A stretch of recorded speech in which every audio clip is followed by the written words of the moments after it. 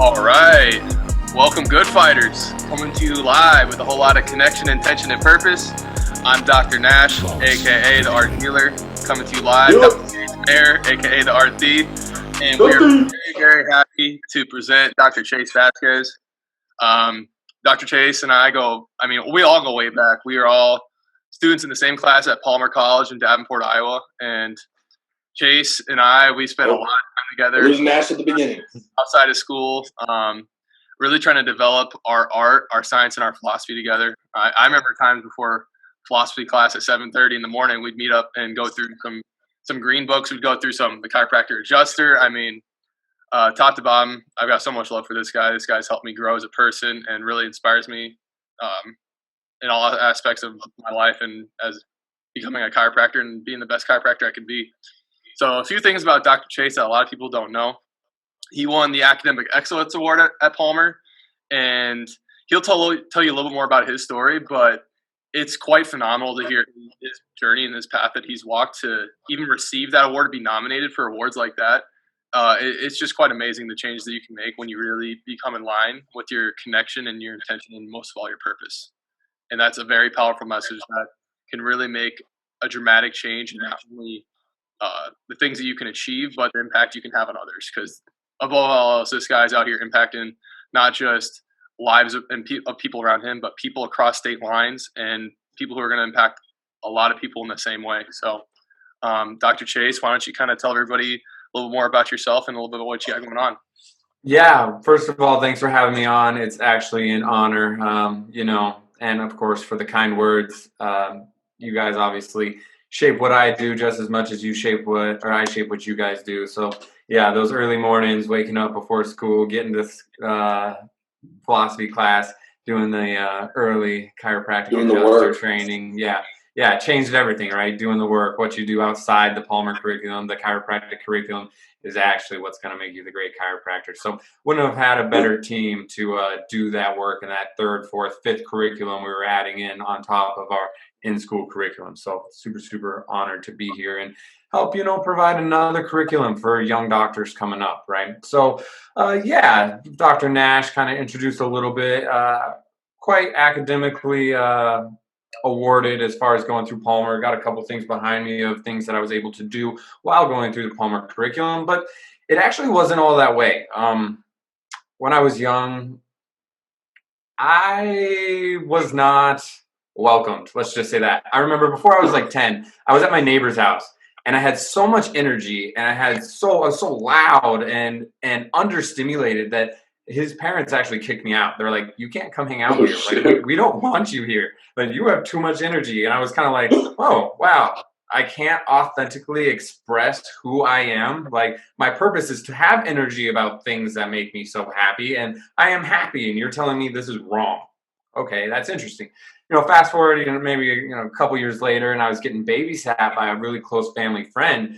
And they called my parents. They were like, yo, we got kids that are 7 and 8 years older than this, but we cannot handle this kid. He's not coming over. And this is a family friend, right? Like, they know me. They know my parents. They know my siblings. They're like, this isn't happening anymore. I cannot handle how much energy this kid has. Like, he's just off the wall. It's crazy.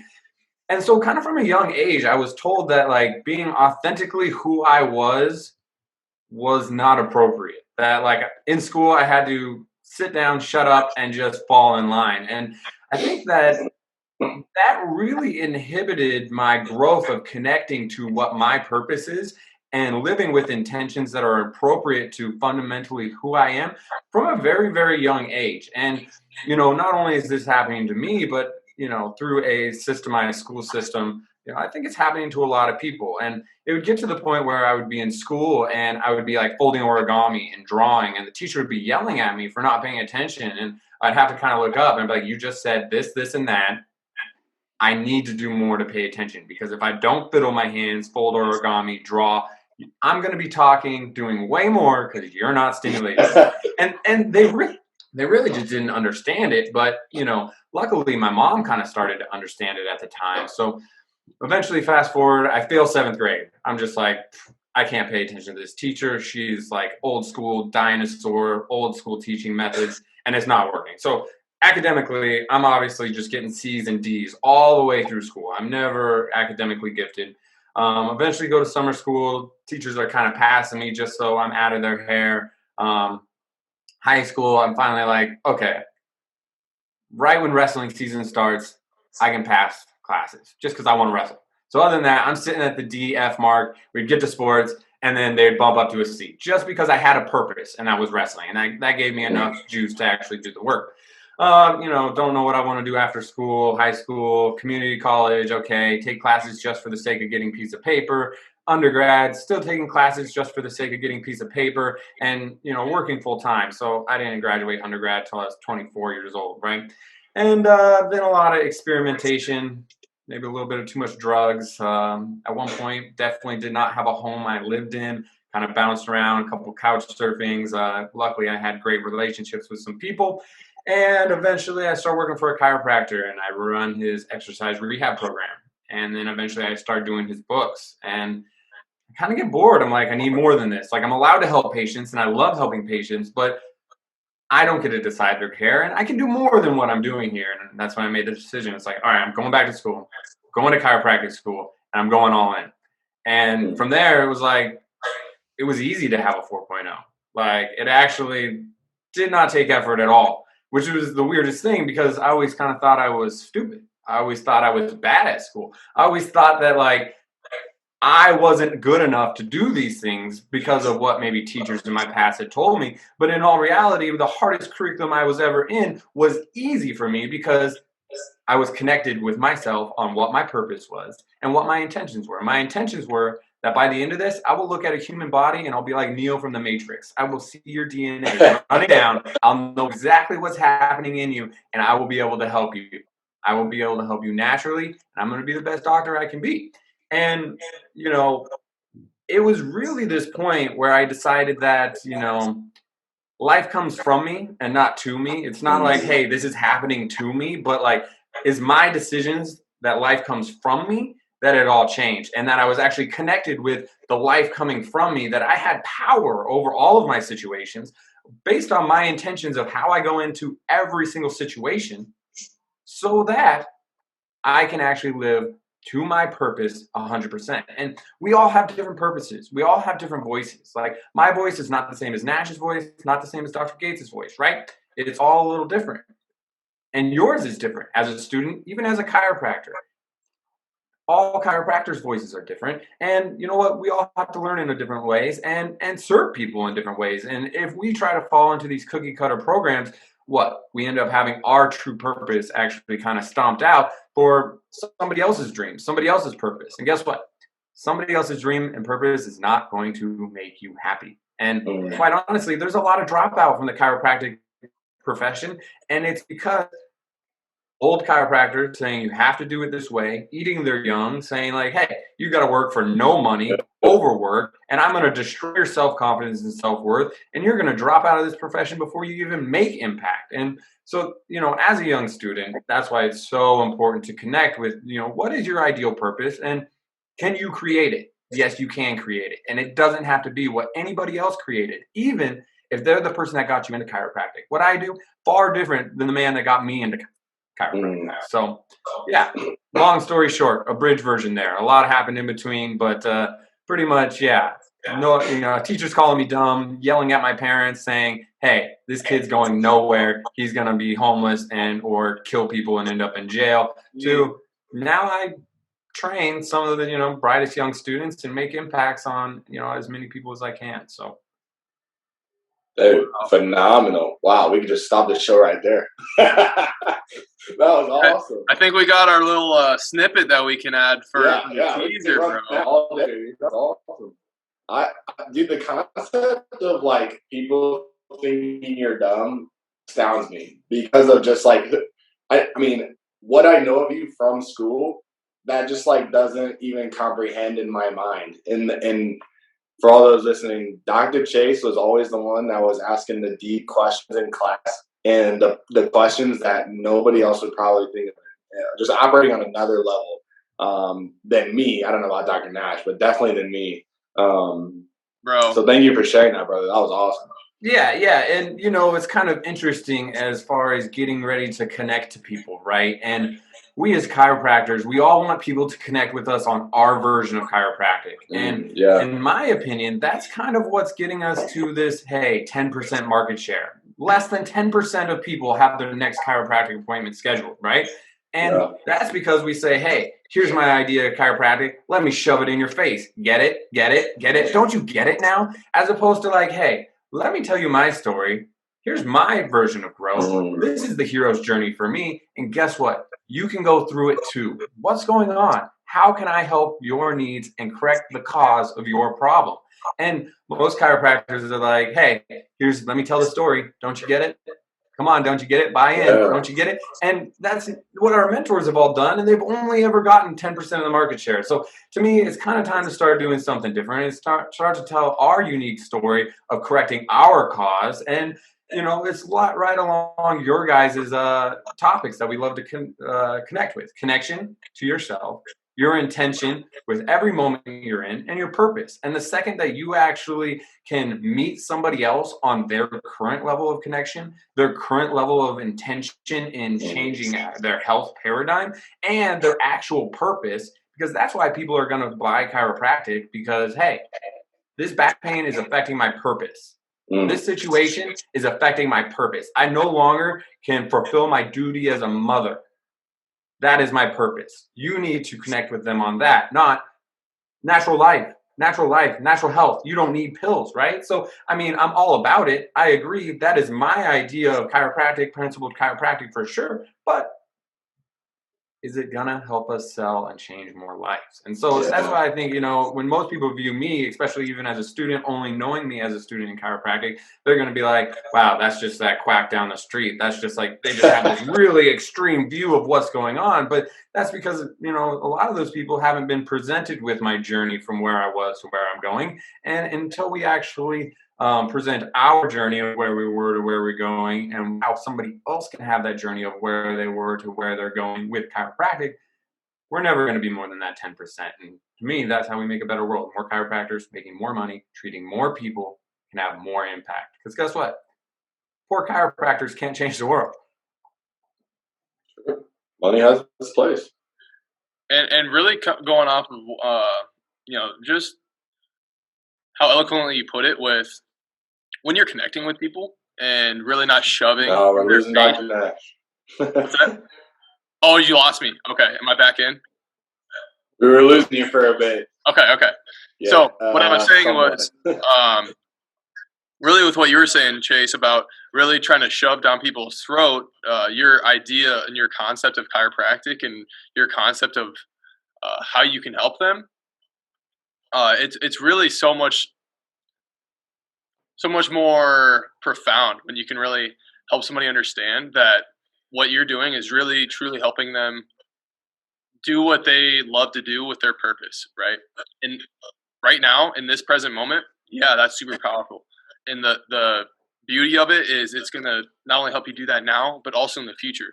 And maintaining your purpose, I mean, that's just really what creates a fulfilling life, full of fulfillment, right? And I think ultimately that's what a lot of people are looking for. You know, when you see these commercials for, you know, any medication under the sun, what is it showing people doing? It's showing people doing things that they find fulfillment in, you know, their purpose, from playing outside. Like, I love being outdoors. I love being able to be happy. Being happy is a great an intention for a lot of people. Is I want to be happy. I want to be, you know, whatever free, not just pain free. But I don't want to have to deal with this X functional problem anymore. Mm-hmm. And, you know, getting people to accept you and your story and understanding that you've come a long way, I think is a huge deal. Yeah, it definitely helps people relate. And like on top of that, definitely even talking about advertisement and just saying like, hey, look at how happy I am. Take this medication type of thing. What's the number one rule of sales? Stay in agreement. What's the 2 rule of sales? Don't confuse them. What's number 3 rule in sales? Don't make them feel embarrassed. And guess what?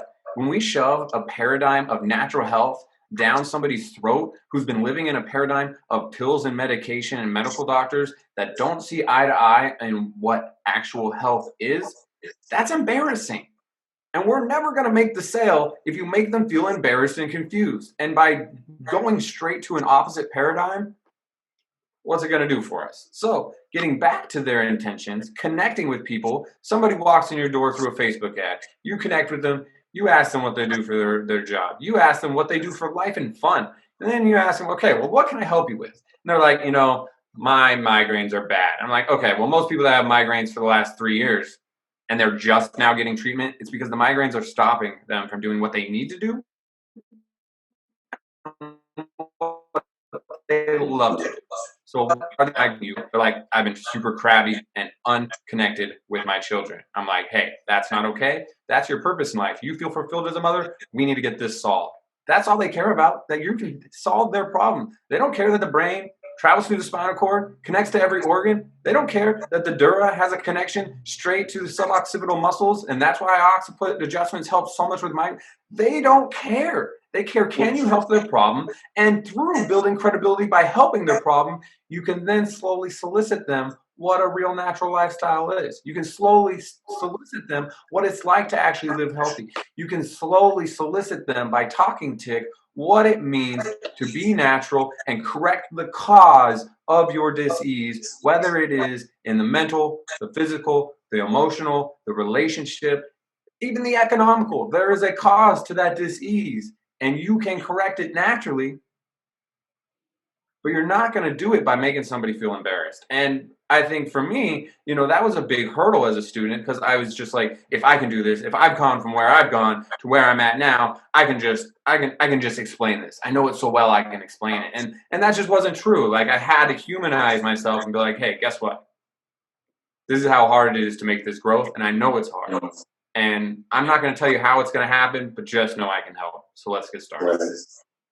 I love what you mentioned there, not just in this, but before what you were talking about, and someone's full expression that isn't our own.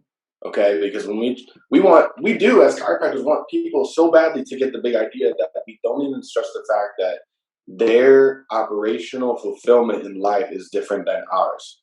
Right? We essentially are trying to make them chiropractors themselves, when in reality we don't. What they need is full innate expression, right? Oh yeah, for themselves, and releasing that through the connection, intention, and purpose is so key. But I just love what you said there about the more we get out the way and let them express who they are and let them express how they do their healing. Dude, that is chiropractic. It's not making them chiropractors. And you'll notice another thing is a lot of the leaders in the field, a lot of chiropractors, gurus, all the people that we've been looking up to as mentors, they post things that other chiropractors would like. They're like, oh yeah, I totally vibe with this. And then they get all these likes and shares, and then all the chiropractic students share them. And it's just like, that's just alienating ourselves more. That has nothing to do with actually meeting everybody else on the level they're at. So even look at an adjustment. As students, you usually adjust people that are like, oh, I've been adjusted a bunch. I'm a student, totally relaxed. You go to cervicals, it's butter.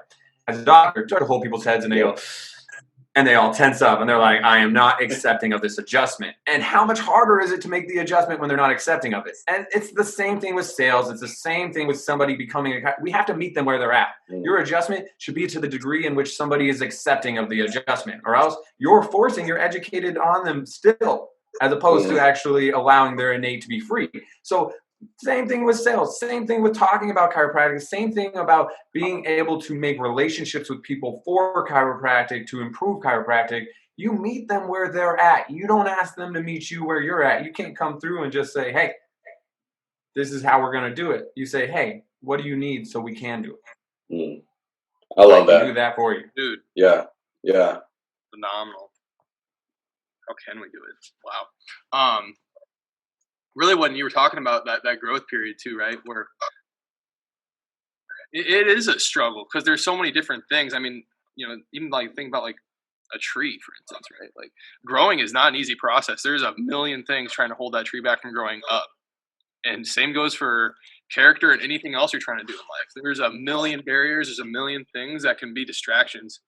And gravity, I mean, that's just like the number one rule is like that resistance is just going to make that growth. It might make it more uncomfortable, but it's going to make it that much more profound. I really like that. Yeah. Chase, when we talk a lot about, you share a little bit about your evolutionary period and what that kind of looked like for you, but I want to, what Dr. Nash and I have talked about before is there's usually at some point in the line, you can pinpoint almost this certain moment where you realize your actual potential, or you realize, hey, this is where my connection, intention, and purpose needs to be. How do I get there?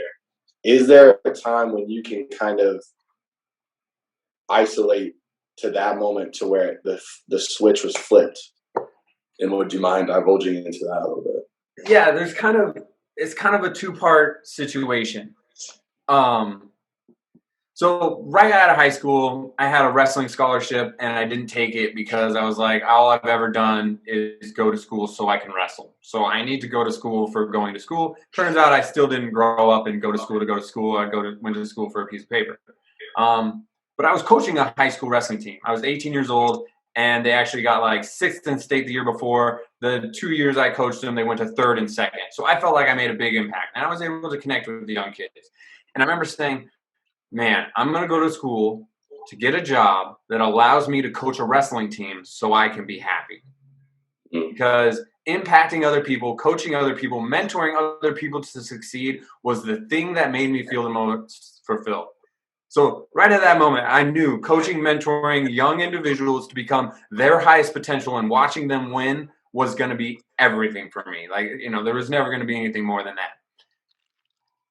And, I've got a lot of seminars, paperwork I've done where we talk about identity. And it's actually a systematic way to find out your identity. My number one, it's a learner. Number two, it's a coach and a mentor. Like number three, after that, a servant, right? But, that's what and even before family for me, like that is who I am. So then you kind of fast forward, and I remember actually making these impacts on young wrestlers' lives when they actually looked up to me, respected me, giving me the opportunity to. In Palmer, I was teaching the cadaver labs, gross one, spinal, taught NMS, phys die, eventually got into pelvic, TA, pretty much, most of the curriculum just because I loved teaching so much.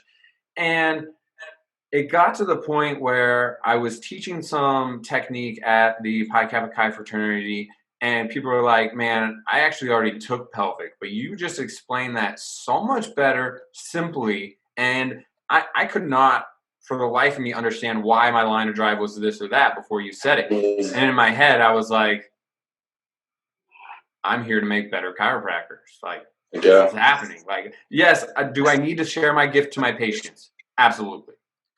My patients need my gift, and I put a lot of effort into that. But the number one intention I have is helping more chiropractors reach more people to make a better world. And that's why I'm here. That's my purpose. My purpose is to be a coach, a mentor. My connection to myself says I am the most happy when my intentions are that. So, for example, I work part-time at a little clinic, and I only work Thursday through Saturday. I'm working on opening up my own clinic Monday through Wednesday.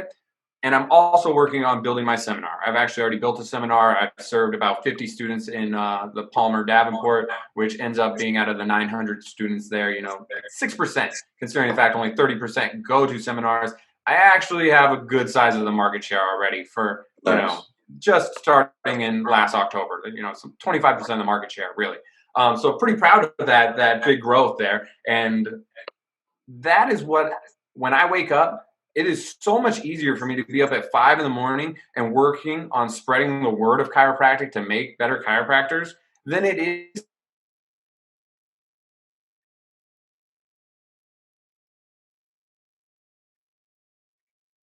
wow, this is all chiropractic is, or wow, this is all I get to do. They get an okay paycheck. Let's say they make $70,000 a year. Let's say. And then all they're doing is hammering away on both SI joints, and all they're doing is just seeing patient after patient after patient, and they're not getting any satisfaction because it's not their personal connection to their purpose. And their intent is, I need to collect this money so I can pay my bills. And they're actually doing a job for the exact opposite reason they got into chiropractic. Right. And my job is to make sure that nobody else falls into that, because trust me, I have been there. I didn't go to chiropractic school till I was 26. And the few years in between, there was a lot of sedation. And in my personal opinion, celebrating is great. Using some substances here and there to expand your mind or enjoy times with friends, celebrating is great. But there's no reason to sedate your true optimal expression. Subluxations sedate your true optimal expression, and falling into a rut that destroys your self-confidence, that destroys your self-value because you work for somebody who does not pay you or teach you how to optimally express who you are. They want you to express their dreams and hopes.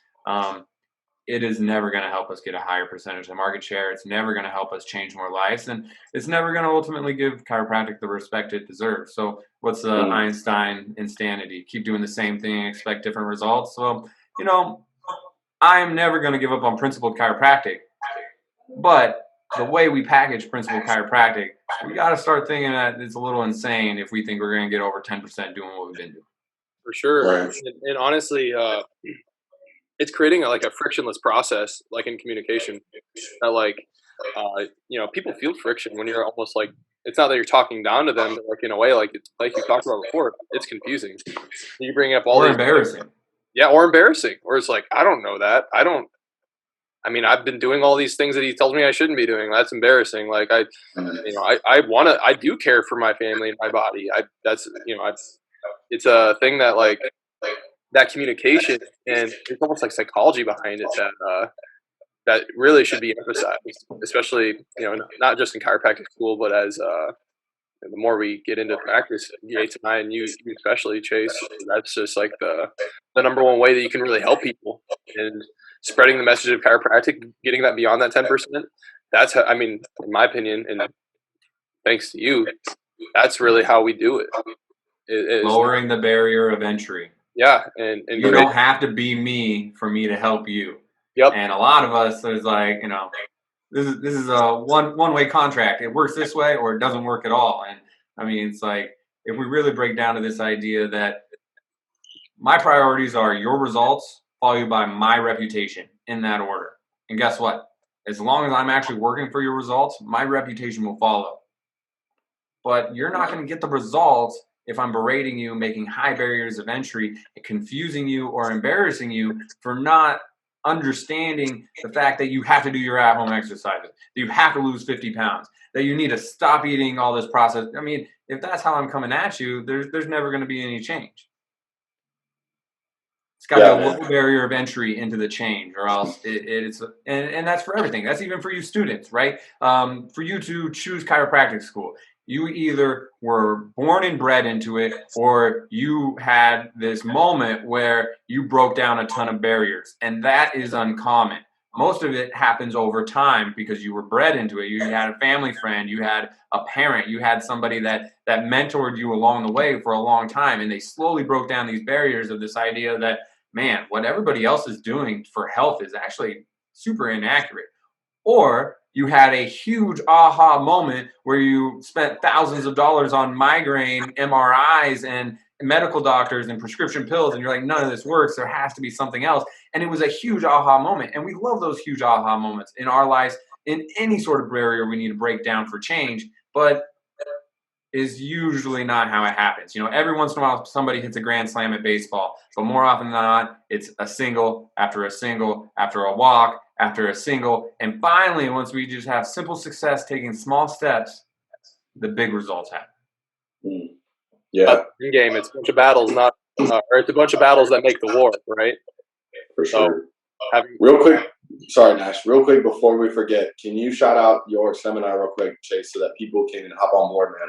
I would love to. So, natural functional correction. It is a hands-on technique training that talks about neurology and biomechanics to back principled chiropractic. So it actually has Guyton Physiology, new medical journals to come back and say, hey, subluxations decrease your expression of life, biomechanically, here is what you need to do to reduce this interference and increase the expression of life to an optimal level. So absolutely great using research. And from there, we do a lot more than just hands-on training. We do business training. We do personal development. And in the business training, I'm not just saying like, hey, go find a place with less chiropractors and serve everybody. It is, what do you want in your life? Who is important to you? Spending time with your family?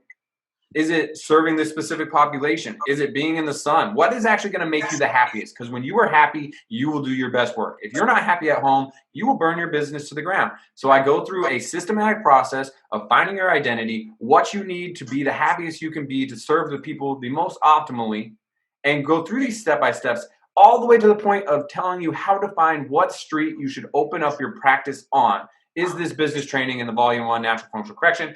And from there, those who choose to continue to do training with me, we have developed the Conscious Creation Curriculum, which actually goes even further in depth into these modules that start off with what is your branding, what is your niche, how can you market, and how can you speak using these niche and branding wordings into creating whatever program you want.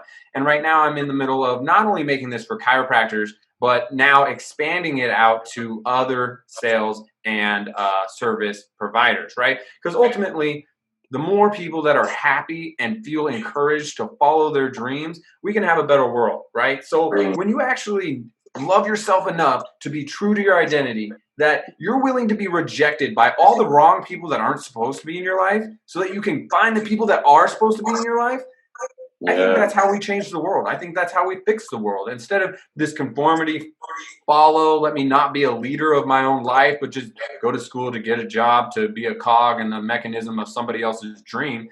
That's not really going to do it for anybody. So the Conscious Creation Curriculum really developed out of this idea that life comes from you and not to you. And you can sit there and be a sedative reactor and react and sedate and react and sedate, or you can be conscious and you can create. And that comes right back to the connection, intention, and purpose. That is a conscious creator.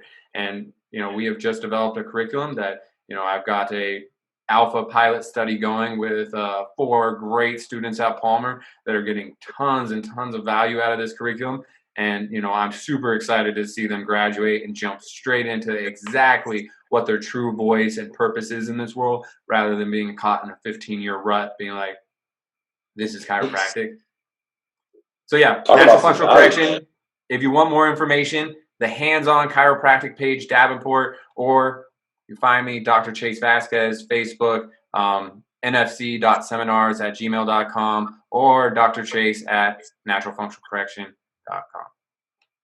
Man, students, hop on that. Shoot. Dude.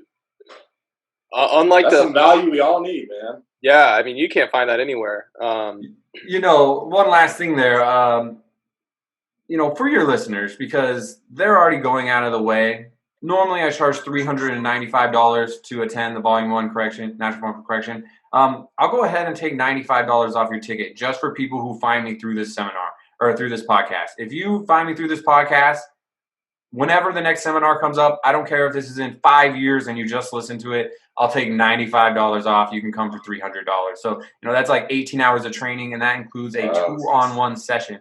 I actually go over the protocol with my own patient. You get to watch it, and then I watch you go over the protocol with a partner, and you get individualized instruction with nobody else there to distract you. No reason to be embarrassed about trying to train in front of your peers. So that's a special deal just because, if you're already listening to Dr. Gates, Dr. Nash, you're hungry, you want to get better, and I want you to get better. So come find me. Dang, dude. Thank you so much. Man, students. 5 years from now, they're going to have to know where you are anyway. Good fighters, man. That is awesome. Well, I want to keep rolling here. I mean, we're good to go. We got some time here. We keep killing, but that alone, Dr. Chase, has just been awesome. What you are bringing to, and what we talk about here in terms of good fighters is not just chiropractors, like you said, but people trying to really realize how they can shift their own mental paradigm to do what it is that they're supposed to be doing in connection, intention, and purpose. And man, you are living it out. You're making it happen for other people. And that alone fulfills my soul to know that, hey, good fighters are out there being good fighters, Putting those rounds in. Putting the rounds in. Yeah. I was actually talking to a student that was going through a little bit of a difficult time not too long ago. And they were like, you've been working your butt off to bring some people some great content. And I just had to say to him, I was like, it might sound cliche, but do what you love and you never work a day in your life. So guess what? Yeah. Like when you say good fighters, I think, what is your connection, intention, and purpose? What are you supposed to create in life? And guess what? When that is so in line with your identity, it actually comes from internal inspiration, not external motivation. And when you work from a place of internal inspiration, what it truly satisfies, who you fundamentally are, it's not even a fight. It's like, it's fun. You're like, oh, I just got punched in the face. It didn't work out, but that was fun. Like, you know what I mean? Like, it's not even a fight. It's like, man, this is fun. So yeah, like I said, it's much easier to wake up at 5 a.m. and help train chiropractors to be great, knowing that when they succeed, I get to share just a small piece of that success and help way more people in the world than I could individually help as a chiropractor than it is to do just about anything. That's awesome. Is there anything that you do in like your daily, whether it's daily habits or routines or even weekly, like it doesn't have to be a daily thing, that helps you to build that authenticity, helps you to build that internal motivation? It could be, Dr. Nash and I talk a lot about either doing strikes, breath work, working out, meditation, all these things that have been influential in our lives that we continue to bring to ourselves each day so that we're filled, so that we can continue to fill others, Yeah, Is there anything that you can pinpoint that you do that? Absolutely. I'm actually working on a book currently. It is called Making Maverick, and the Maverick Protocol, meditation, affirmation, realization, all these things, up visualization, up to the K at the end is like karmatic vacation. You actually get known yourself so well, and you're able to stand as who you are as an individual, that you're at peace. That is the idea, right? It's not pleasure. It's not like things don't ever go wrong, but you're actually at peace, right? And when you're doing the work, being at peace is super, super important. And one of the ways that I get that done personally is I have these little worksheets, and they have my daily battle, the things I do every day, what I need to get done through the week, and then affirmations. I write them every week to start off. I read them every day after I write them. Weekly goals, monthly goals, right? And honestly, there's something very therapeutic about not just sitting time saying these things out loud, but actually highlighting when you do them. I don't cross them off. I highlight them, because it's not like good riddance. It is like, hey, celebration, highlight that I got this done.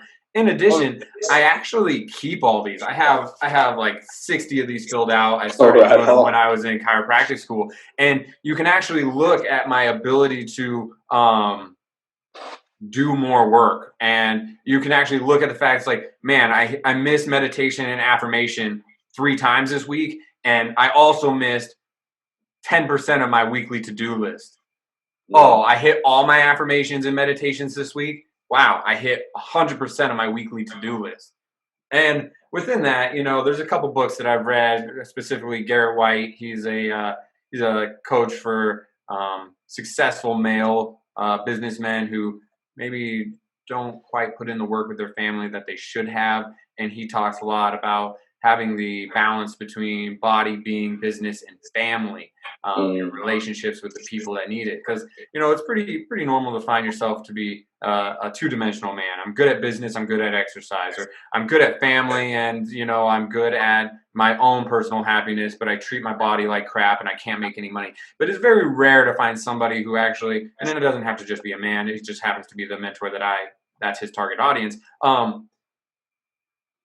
It's very rare to find somebody that has all 4 figured out. So really trying to put intention into all 4 of those cups before I even start working. It's like, have I actually maybe sent a text message to my mom? Have I actually told my significant other I absolutely appreciate everything they do to me, or for me, I should say.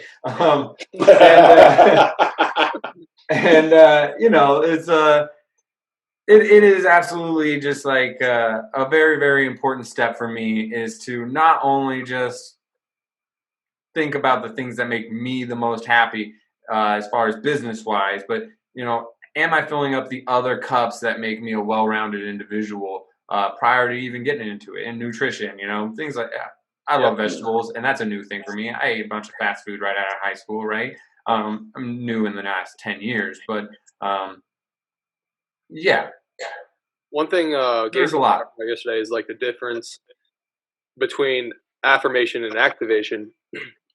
And affirmation, I mean, so much positive. I mean, there's nothing negative about it, but the activation takes it like to a whole nother level and dimension, right? Where like you're really putting those affirmations to work for you and through you, right? Where like you're embodying these things that you're not just like saying and writing down, but you're really trying to live it, right? And making it part of like your authentic self and doing that for others around you, like that is just like a whole nother level and tier for how you can really engage and push your own boundaries.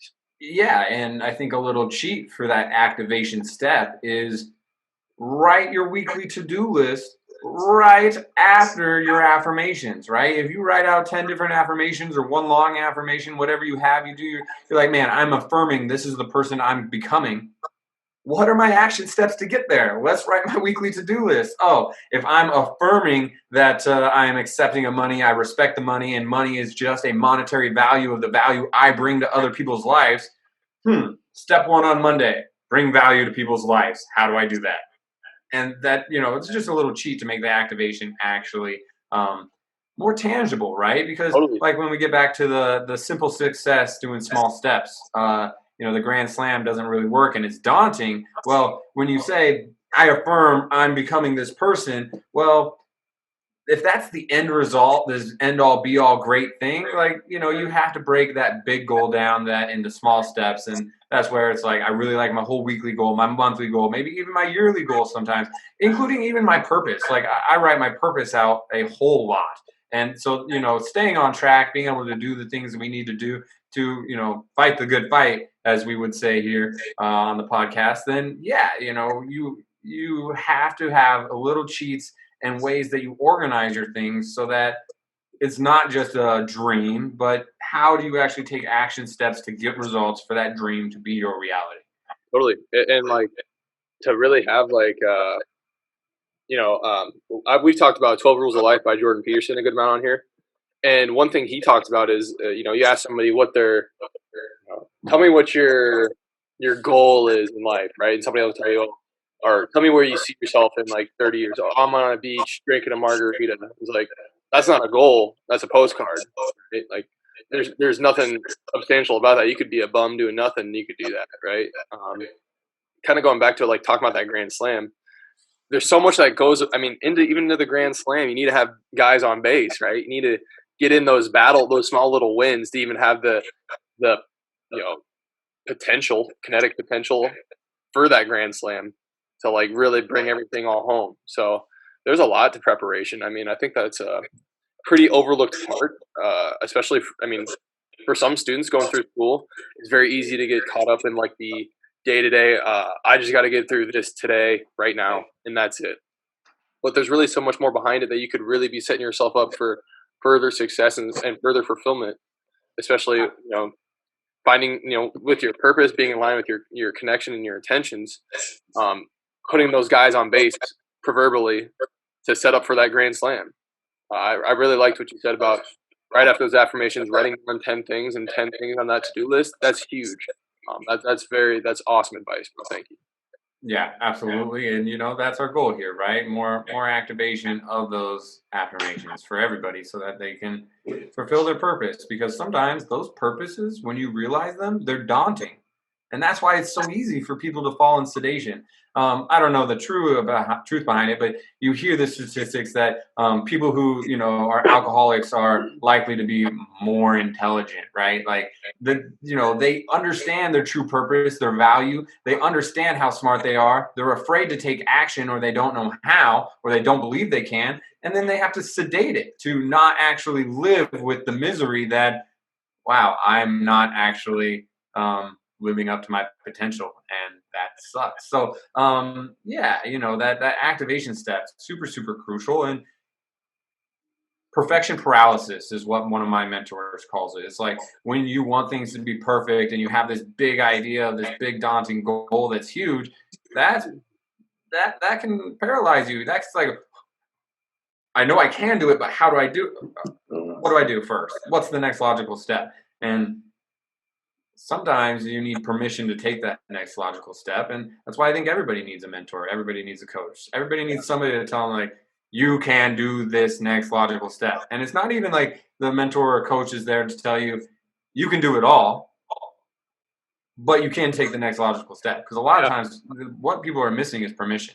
And like, not to get super, super deep into where we're at in society today and everything going on, but when people are at their lowest level of their Maslow's hierarchy of needs, when they are barely able to have food and shelter, their self-actualization at the top of Maslow's hierarchy of needs, it's not giving them permission to do any of those things, right? And so, you see that a lot of people that when their biggest stress is if they're having food or shelter, they're never going to actually have permission from themselves to reach those higher levels of optimal expression in themselves. And I want to give it to them.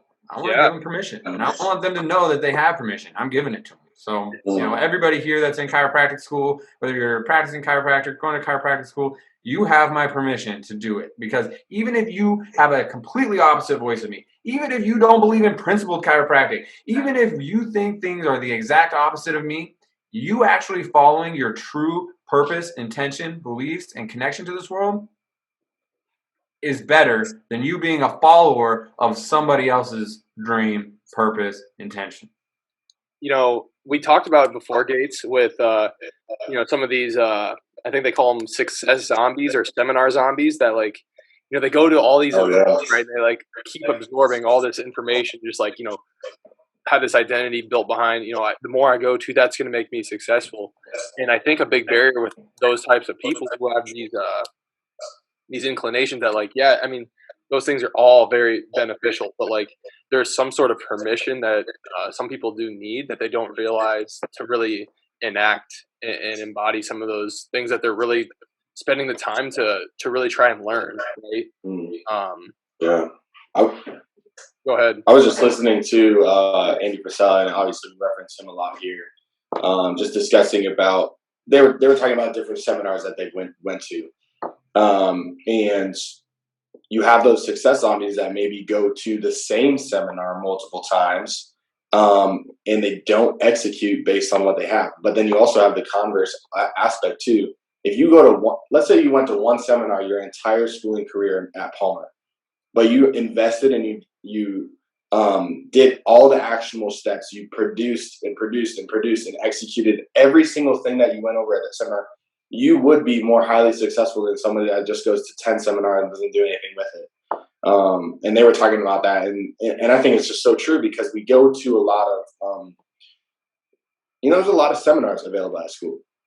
And how much or percentage wise would you say the students at school actually execute based on what they learn, or even execute what we learn in class? Totally. Even in class, we talk about that all the time. How many people were there when we were at adjusting? Yeah. Just us. Yeah. If maybe one other pair. Not that adjusting day is everything, but at least, that's your opportunity to execute. That was our opportunity to learn and to, even if maybe, let's say it was done in a different way that we wanted to, we still got an opportunity. And that execution is so key. Yeah, and Chase, you said 30% of the population at chiropractic school really are even involved in seminars at all outside of curriculum, extracurricular. And then how many of that are following those seminars? And the other ones that 50%? aren't, the 60% or the 70% that's not doing the extracurriculum, are they really taking advantage of what the curriculum is providing them? Are they actually going to be applying what they're going to school for, or are they really just in there just checking boxes and marking up Scantrons and collecting a degree, right? Yeah, absolutely. So all of this kind of reminds me of this quote by Garrett White. It's why does one man or woman want something so bad? Better body, more sex, better relationship, more money, better business, any of all of these things, better spiritual connection to self, know how to get them, but does not take the steps to. And it's because their subconscious or conscious beliefs don't actually align with their desires. So this big idea that like, wow, if my dad made a lot of money but was never home, then you can't make a lot of money and be a good dad. And whether it is like conscious in your brain, you know it, or subconsciously it's sitting back there, the reason people actually don't implement these action steps is because they don't have these beliefs don't actually align with their desires. So, you know, for me, I was making a lot of money bartending, but I did not believe I deserved that money. So I would go blow it on strangers. I'd just go out to the bar and be like, here, take my money. Let's buy you drinks. I don't know you. You want shots of Patron? Let's go. Like, I don't deserve this money. I have very little self-worth. So, you know, and that was my personal belief at the time that didn't align with my desires. And so you talk about these success zombies that, you know, they want these things. They want these things. They're willing to take one little step, but there's still this underlying emotional block on what their true beliefs are about how the world that needs to be opened up. And that's really something we go through in the Natural Functional Correction Volume 1 is saying like, hey, what is this thing that isn't allowing you emotionally due to your subconscious or conscious beliefs that doesn't allow you to take your next, you know, logical action step to make this happen?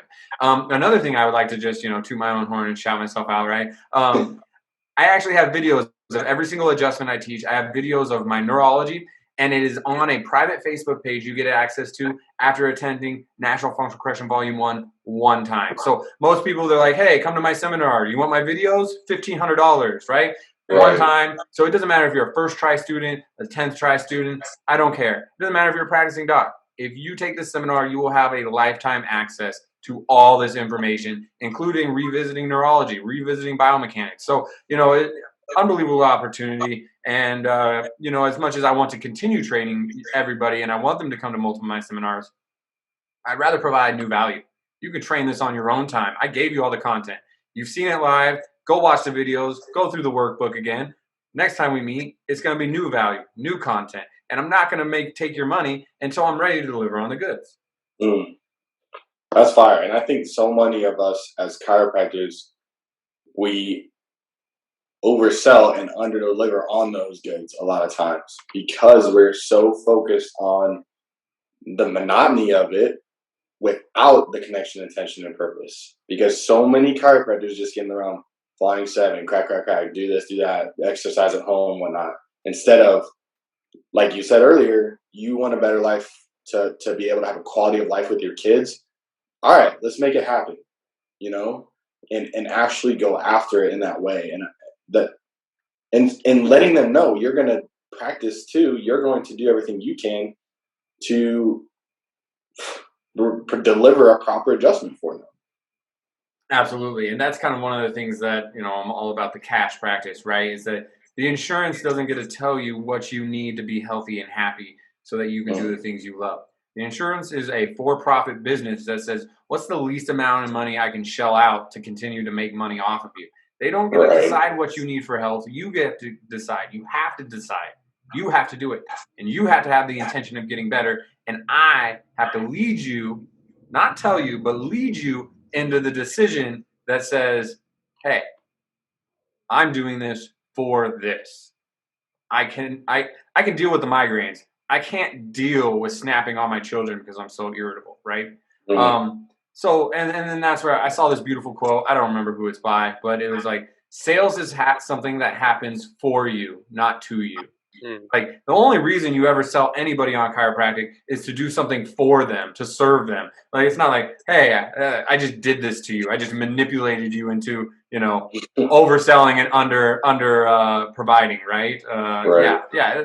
That's not what it is. So, yeah, a big thing we like to talk about in our business seminars and workshops is that our offer is always equal to the amount of value, trust, and engagement we build, right? If you haven't built expertise, engagement, and if you're like, hey, come give me $10,000, the only people that are going to do that are people that are desperate, and that has no integrity behind it, right? So you got to build enough engagement, trust, expertise that this person feels comfortable spending $10,000, and then all of a sudden, you know, you can accept $10,000 with integrity. You're not a bad person for accepting all that money, because they are actually knowing the amount of value that they're going to get and how they're going to get it. Right. Nash and I, we talked on this a lot recently, is just that fear-based that fear-based decision making and how it can be, you can make fear-based decisions from a negative or a positive impact. Like if I make a fear-based decision towards chiropractic, does that make it good? I would argue no. You know, like that desperation that you were talking about in terms of making that decision, how ethical is that instead of providing life and value in the sense of, hey, look at what's possible for your growth and not a fear-based, don't you know what can happen to your spine if you don't get adjusted? So think about this. Even if they get the results and they made a fear-based decision, they will still have a sour taste in their mouth and some buyer's remorse because they did not feel the smoothness and continuity and ethics behind the sell. When they make that out of scarcity, when they make that out of fear, you could give them the results. You could reduce their migraines by 100%. You could give them optimal life expression. And you know what they're going to say? Yeah, he was okay. Yeah, it was, I didn't really like the way he talked, or, I'd probably go to somebody else. Like chiropractic is great, but not that guy. And you can get them the results, but because that was not a equal value exchange, and because that wasn't made with integrity, it's never going to expand chiropractic past the 10%. And I mean, quite honestly, we're under 10%, but that's a number people like to throw out. Maybe 10% of people sometimes have their next chiropractic appointment, but it's more like 7% of the United States population has their next appointment scheduled. Dang. Which is crazy because guess what? Just where I'm at in Gilbert, 1,000 people a month search for chiropractor Gilbert. A month. There's only 100,000 people, meaning over a year, the entire population unworth. So what does that mean? That means somebody's leaving their chiropractor and going to another, leaving their chiropractor and going to another. Do we want to just keep fighting for the same 10% of the market share? Do I want to take patients from Nash, and Dr. Nash is going to take patients from Gates, and Gates is going to take patients? We don't want that, right? Like we want to expand the market share. We want to help more people, and you can only do that by offers with integrity. And so, for example, let me do two very, very, very similar wordings that are far, far different. Now, I'm not really worried about what your spine looks like today, but in 10 years, if we don't get this taken care of, it's going to look a lot worse, and you're probably not going to be able to walk and do the things you love. Okay.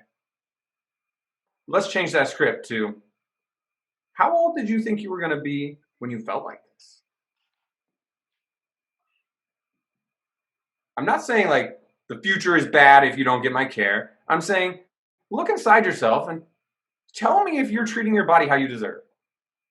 There are two different ways of building value and expertise, right? And the wording is very similar. It's like, you're too young to feel this way, and if you keep feeling this way in the future, you're not going to do well.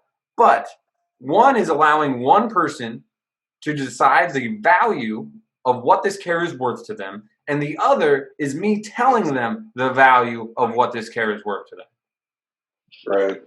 And above all else, with that, dude, is the fact that it's an engaging process for them. Like they're not like, oh, well, yeah, of course I don't want to not be able to walk in 10 years, or, yeah, of course I don't want to see my spine fused. But it's a thing where you have to really look inside and really like, he's right. Why I do feel old, but like I'm 27. Like that's just, I didn't expect to feel. I expected to maybe feel this way when I was 50, or hopefully not. Like that part and that portion when you're connecting with somebody, that's that connection portion where that is the most powerful thing you can do for somebody, because then those eyes start to open up a little bit. It's like, you know what, I do deserve to feel good, and I do deserve to prevent a house fire instead of having to put one out. It allows them to connect the dots, and the more they're able to connect those dots, the way more too they're going to rave about you. You didn't force them into something. They said, this is freaking awesome. I want to tell everybody about it. Which is what chiropractic was founded upon. Yeah, BJ Palmer, the Palmer school did not gain its value because we forced everybody in there. It gains value because of how everybody felt when they came through the hallowed halls, right? Same with students. But how much is that changing now, too? I'm all for chiropractic being a business, and you need to be able to take care of your family. You deserve to be rewarded monetarily due to the value you bring to people's lives. But we're somewhere between this tell the story and manipulation that it's got to change. And we love to look at, what chiropractors have done since the 70s and 80s to have their lake house and their $1 million home. But what has it done for us? Like, hey, guess what? We used to actually get decent insurance reimbursements. You guys abused it, bought your $1 million homes in lake house. Then when the insurance cut off, you're like, man, I got enough capital to win this game anyway. So then all of a sudden, hey, now we can just start abusing young people that don't have enough capital to then continue to make big, successful, profitable clinics. It's like, okay, we can keep doing the same thing, but it's selfish, and that's not why any of us got into school. There's a few and far between that just say, I want a big house and a good life. But in all reality, most of us know that a good life comes from serving a bigger purpose. Yeah, serving a bigger purpose, and you could have a great life and make $5,000 a year. Not super common in nowadays, but like you can totally do that because it comes from that particular purpose. I think a lot of people confuse peace and pleasure. Totally. They're just like, oh, if I'm going to be happy, I need pleasure. I need a car. I need a house. I need toys. And I'll take peace every day. I can make no money and just make better chiropractors that make a lot more money. And I feel pretty good, obviously I want to feel rewarded monetarily with money for all the value I bring to other chiropractors that are able to make value for individuals to make a better world. But at the end of the day, just knowing that I impacted other people's lives and that I lived with my purpose and I could be broke and that's fine. Yeah, it's fine, and that's peace. Is knowing that I'm fulfilling my purpose to make the world a better place. And it just so happens that if you learn a couple decent business strategies, that you can get reimbursed with money very, very handsomely. No matter what you want, you could be I don't want to say like a Beanie Baby enthusiast because I'm sure now they're worth more money than they were like 10 years after they were out when everybody's like, they're going to be worth a lot. And then they did. But I'm sure they're back to worth a lot of money. But you could be a pencil eraser enthusiast. And somebody out there is going to share your values. And you're going to figure out a way to make money off of that somehow. Like it is possible. Off the top of my head, can come with it. But you give me a whiteboard in a couple days. If you're a pencil eraser enthusiast, I'll figure out how you monetize that. Promise. Dude. Literally Pokemon cards. Like we grew up, that was like, when you're a kid, that's your jam, right? And nostalgia is a very powerful thing. And more recently, I've just seen a lot of stuff online just about how that is like a huge trading business, and the value behind that is phenomenal. Like it's very substantial. But yeah, it was a long-term game for sure for the people that were doing it for the money, right? Definitely a long-term game. And you look at it 10 years later and you're like, man, I can't believe I spent $7,000 on Pokemon cards. And then you look at it over 50 years and you're like, damn, glad I spent $7,000 on Pokemon cards, right? They're way different. And so, the nostalgia for sure. But, just being able to bring value to people's lives. Somebody's going to value knowing that their different artworks, you can use different erasers to make certain things, or their different note-taking, whatever it is. You just have to way to create the value, create relationships, and do it with integrity. And unfortunately, when we live in scarcity, especially as students with $200,000 in debt, not a lot of us have time to take a breath and say, am I doing this with integrity? Because you're like, I got to run a profitable business. I got to pay off these loans or they're going to haunt me forever. And little do they know that, your growth might go up quickly and then you're going to curve out when you do it without integrity. But when you do it with integrity, it's actually exponential. So it starts slow, but in the long run, you're never going to have anything tarnishing to your reputation. And after a couple years, there'll just never be anything bigger than you as long as it's out of integrity when you're doing it. It takes a little bit more time. You got to be able to dedicate that time to invest in your own integrity, right? because above all else, that's what currency is. Even dollars, they're just representation of how much value is based on your time. Time, relationship. We call it relationship capital, right? Yep. Even one of the things we teach in the natural functional correction is distribution channels. Like if somebody already has influence over the community you want influence, let's say you wanted to work with pregnant moms, pediatrics kind of things, and you got an endorsement from somebody who teaches a Lamaze class, like, oh yeah, Lamaze class, you have to go see Dr. Gates, you have to go see Dr. Nash. What is that going to do for your business if you are interested in working with pediatrics and pregnant women? Well, guess what? That's relationship capital. They didn't do it because the chiropractor is sending them to their Lamaze class or they're making more money. They did it because you have a relationship with them and they truly want you to succeed because they care about you as an individual. It's all relationship capital. And even in the individual chiropractic one-on-one sales situation to everybody who is part of the community that comes into your clinic to everything you do outside your clinic and your community. It's all relationship capital and time capital. I mean, and time is the only money that you cannot replace. Like that's finite. Every other piece of money you can replace. And we're all caught up in our money situations with $200,000 in debt coming out of school. And we're not caught up with our time situations because we've been sitting behind a desk patiently for 17 years or some sort, right? Same thing as me as a kid, right? I was bouncing around. I had all this energy. I couldn't sit behind a desk. I couldn't conform to learn the way other people. I was terrible at reading. I've read more books in my life since I was 25 than I had the rest of my life, right? Like exponentially more. I think the second book I ever read was when I was 25, right? Now I got stacks on stacks of books, okay? Facts. Like, so true. yeah, like it's absolutely terrible. Because there was no way I was going to learn the way other people learned. And yeah, I think it comes back to that, time. We've already wasted our time trying to learn in a system that does not connect to us.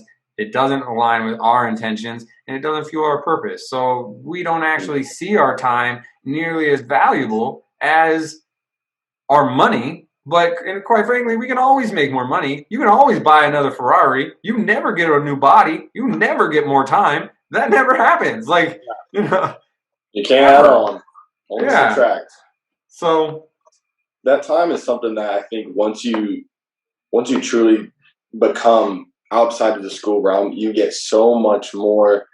You realize so much more how valuable it really truly is. And then for me, myself, adding family onto that type of stuff, that time has been, it dwindles way faster than it gets made, right? So I always ask, I know Dr. Nash and I have talked about this before, but how can we somehow get more hours in the day to not only serve more people, but, but I guess that would devalue time. It's kind of like print money. It doesn't really work that way. So utilize what we have is so crucial. And yet at the same time, the efficiency is so key. And going back to your sheet that you showed up earlier, it allows you to be way more efficient, I'm sure, than just, oh, hey, what do I have to do today? Oh, yeah, I got some people at this time. And that's it, And I think that time is such a commodity that we don't recognize until we get in that mindset of, oh, I have things to do that is not just based upon me, myself, and I. And the quicker we learn that, the quicker we get to where we need to be. Sure. Absolutely. And that you kind of realize, like, man, I sat around in school for 15 hours getting this paper done, and I rewrote the same sentence 14 times, and it's like, okay, finally get it done, or you procrastinate, or you sat there on Facebook trying to get it done, and mostly so it's like, yeah, right, and you got the Word document open, and you're working on it, and eventually it's getting there, but the other things you have to do when you're your own boss isn't sit on Facebook. So when you open that Word document to get this done, efficiency is absolutely key. And so, like, being your own boss, setting your own time schedule. In school, you're always told where to be, when to be, where to be, when to be. This is the first time in your life it's like, well, I have to delegate my time appropriately or I'm going to fail. And if you don't do what you love, your boss is a dick. You work overtime, you get no paid time off, you get no bonus for working overtime, no Christmas bonus. Your boss is a giant dick if you don't love what you do. Yep. And you are pissed about how you spend your time. So, back to just, connecting with who you are, living intentionally for your purpose. You don't have to practice chiropractic how I practice chiropractic, how Dr. Gates, Dr. Nash. You can practice chiropractic however you want. Just make sure it is fulfilling your purpose, your identity, fundamentally who you are, or else you're going to be no different than the students that feel undervalued, overworked, going to a really crappy associateship. Yeah. I mean, you think it's like, oh, well, I get to make the rules and I make money for myself. It's like, no, your need to pay rent and put food on the table for your family is the boss, and they're a dick. You don't like what you do. But the second you love what you do, it's like, hey, yeah, I get to go do this for my family. And back to maybe something I barely mentioned earlier is that, like, internal inspiration versus external motivation, right? I need to. I have to. Oh, I have to go to work today. Is that your verbiage that's going on? Then you're probably not living something that is your true purpose. But if you're like, man, I get to go to work today. Oh, I get to go help this person learn this. Or like, oh, I get to go to work so I can put food on the table for my family. Yeah. I get to go serve people. The second you're like, I get to, I want to, I enjoy to, that's internal inspiration. That is fueling the fire of who you fundamentally are. And that doesn't happen by affirmations and just changing the way you self-talk. That happens by you're intentionally living your life to fulfill the purpose of who you fundamentally are. And that takes connecting to yourself. Like, if you can't not take time to connect to yourself. You can't take time to cancel the noise. So one of the big things I like to talk about with meditation is the purpose is to create space from your thoughts, both pleasurable and non-pleasurable, painful thoughts. Because guess what? Pleasure is not happiness. Peace is happiness. And you need to create that space so you can decide what peace is instead of just chasing the pleasure or avoiding the pain. So that's the purpose of meditation for me, is you create the space. That way you can make mindful decisions on how to create peace in your life as opposed to chase pleasure, such as sports cars, big house, pool, vacations that don't really serve anybody. Right? Yeah. In a way, the principles, right, they serve as like building blocks for you to build like the building of yourself, right? No building's the same, but they allow you to really build that expression that manifests as your own authentic building, right? And yeah, dude, I don't know, like that's just a really important. I mean, it's not even like a lesson that you can really pick up in school, other than just through really being able to hone in on that connection with yourself and creating that space between those pleasure and those non-pleasurable thoughts. You're building an analogy. Go for it, Dr. Nash or Gates. I was just going to say with that too, connecting that with discipline, because in discipline you learn a lot more about yourself than you ever would just purely through a pleasure. With the discipline, you have pain, you have harm. Obviously, it's for growth, but within that discipline, you become a secondary person inside of yourself that allows that release and connection with yourself and a greater purpose. With intention. And a greater purpose. So your little building block analogy, Dr. Nash, kind of made me think of another one. And that is like, if you look at a city compared to like the suburbs, in the suburbs, all these low buildings are all cookie cutter the same. They all look the exact same. There's nothing different about them. But if you go to the city and you see the skyscrapers, no two skyscrapers are the exact same. They're all so much different and stand out. And the only way they were able to build themselves up so tall, the only way they were able to build themselves up so great is by using the same building blocks, the same building material, but following such a different pattern that was only true to what would work for them. So, so when you were saying the different building blocks and the buildings, and for me, it's just like, you're trying to be a skyscraper or are you trying to be a cookie cutter suburb home, right? Like, totally. Where are you trying to be? And it all ends up with like, those skyscrapers have a lot of stuff going on in them.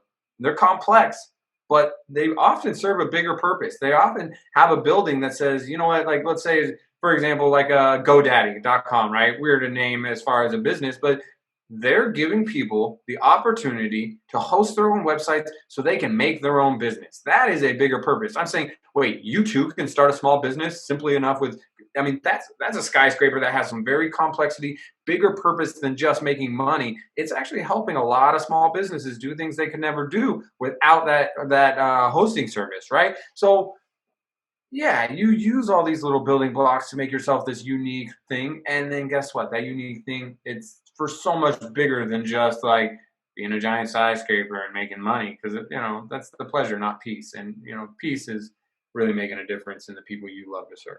Yeah. And, the difference between that versus like, in a community, right? Like, you have a skyscraper in your community or whatever, a really beautiful, extravagant building with the same building materials as the other, standard cookie cutter houses, you're going to attract a lot more people. You're going to be that beacon that people are like, hey, that's a pretty interesting structure over there. I'd like to kind of go visit that, right? And like, not only are you helping yourself, but you're helping others around you, right? And you're bringing people who like value the same thing. So, I definitely like that, man. Are you looking to be a cookie cutter house? You're looking to be a skyscraper, right? And skyscrapers aren't built in a day, and just like anything that's worthwhile, it takes time, it takes dedication that you really you got to put the work in, and hard material. You got to put in some sweat equity. That it's a process that how you look at it can really change how fulfilling it is. So, do you have any last final thoughts, Chase? Drop in. I just say that it's not the Palmer curriculum, the chiropractic curriculum you're in. It's the second, the third, the fourth. So I always say to anybody in my program, the only way to expand past your mentor is to have at least 3. So I don't care if you buy into other curriculums, but, come buy into mine, see what we got. And that way, let's say you've got a mentor you love. I want you to be better than them. I want you to be better than me. And I want chiropractic to be better than what it's been. And I want this world to be better than what it's been. So it's a pleasure being able to come out, share my message, tell you guys that, hey, guess what? Being homeless, being on drugs, not being able to read until later on in life, like that's not a barrier that people can't overcome. And you can overcome whatever barriers, and I don't care what your barrier is, I want to help you. So if there's anything I can do, even if you're not trying to pay me and you just have some questions, want a little coaching call, just reach out. I'm here to help, and more chiropractors make more money, can make more impact for a better world. So thanks for having me, and it's been a pleasure, and keep on being a good fighter. Appreciate it, Chase. That was fire, man. Thank you so much, buddy. I mean, that we always talk about good fighters on here putting in those rounds, and man, this guy, I haven't met anybody yet who's put in this many rounds. Full rounds. This many full rounds this early in the game, right? So you got a bucket of rounds. Yeah, dang, like you got multiple fights under your belt, bro. That's crazy. So anybody that has those rounds, man, we'd love to hear about them. Drop them in the chat. Let it, reach out to us on our social media pages, as we mentioned before. But once again, thank you so much, Dr. Chase, Dr. Gates. Do you have any final thoughts? Any final messages for the listeners out there? Man, I think this was awesome. Take notes, take heed, and keep moving forward, because honestly, you're not going to get value like that anywhere else within our profession, I think, right now. Beautiful. Cash. Don't forget Dr. Chase's offer, too. 95 off. Yeah, for real. Take advantage and execute on what that's like a $25 or 25% discount. That don't come every day. Most people like to talk about, oh, here's your 5, here's your 10, here's your early bird special. Saying 25% off. Why? Because you indulge in content that I know is already making you better. And shoot, and execute. 5 years from now, that course is going to be worth $1,000, plus, just out of your reputation. So take advantage of that. So heck yeah. All right. Appreciate you. Fellas. Appreciate you both. Let's serve them up, eh?